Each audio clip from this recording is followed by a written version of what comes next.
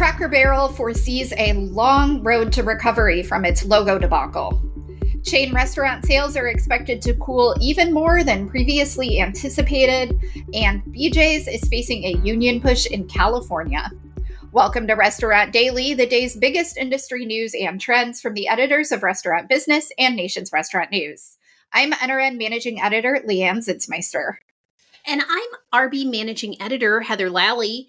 Cracker Barrel foresees a long road to recovery from its logo debacle. The chain said last week that traffic plunged 8% following backlash to its new logo last month, and it expects traffic to remain down by 4% to 7% over the next 12 months.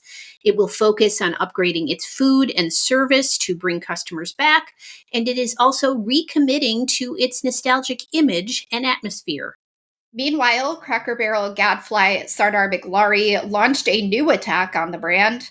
The Steak and Shake owner, who also owns nearly 3% of Cracker Barrel, called on fellow shareholders to depose CEO Julie Messina when her job comes up for a vote in November. Biglari has tried and failed to make changes at Cracker Barrel for years and has been critical of its recent efforts to modernize.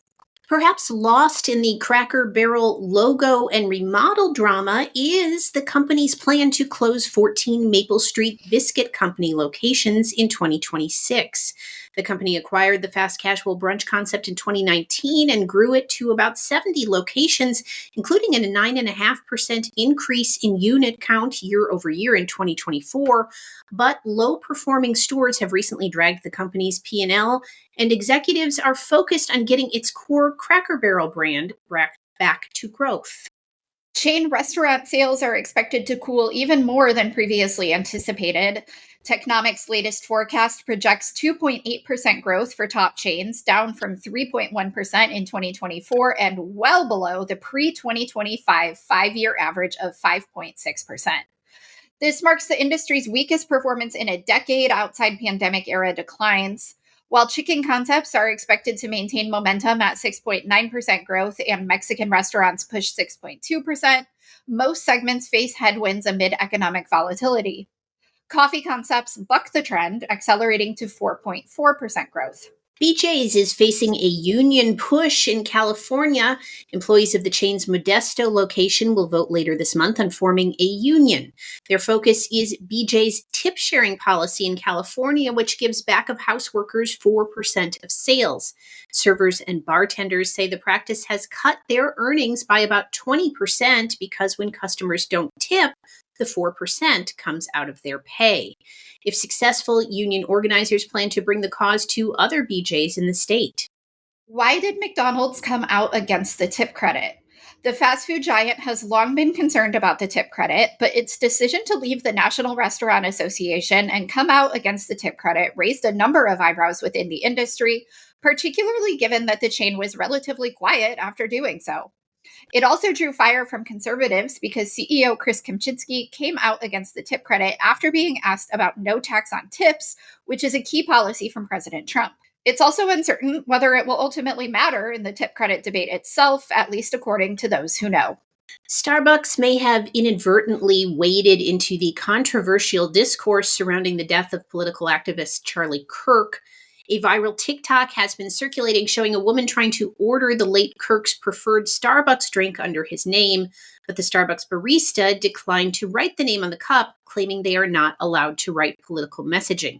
Starbucks issued a statement saying there are no restrictions around using Charlie Kirk's name on an order, to which the Workers United Union responded, claiming that Starbucks is lying and does have strict policies against political messaging on cups.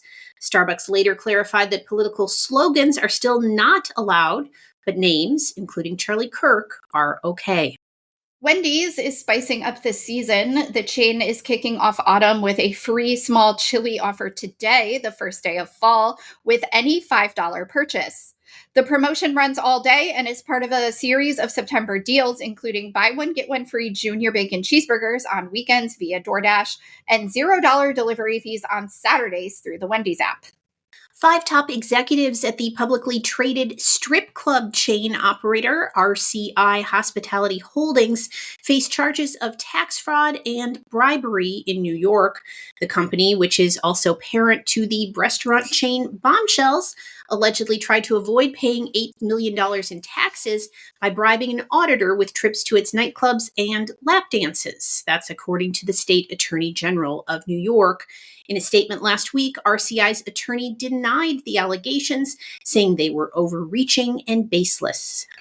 Smashburger wants people back in its restaurants. The fast casual burger chain is coming off of a strong summer, boosted by its Summer of Smash menu featuring items priced at $4.99 along with some higher-end items. It is now working to get people to come into restaurants again. The chain had relied heavily on delivery, which at one point accounted for 60% of the chain's sales.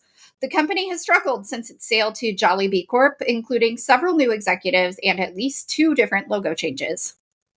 And that should do it for today's edition of Restaurant Daily. Get the latest restaurant news every weekday wherever you get your podcasts. I'm Heather Lally. And I'm Leanne Zinsmeister. Have a great day.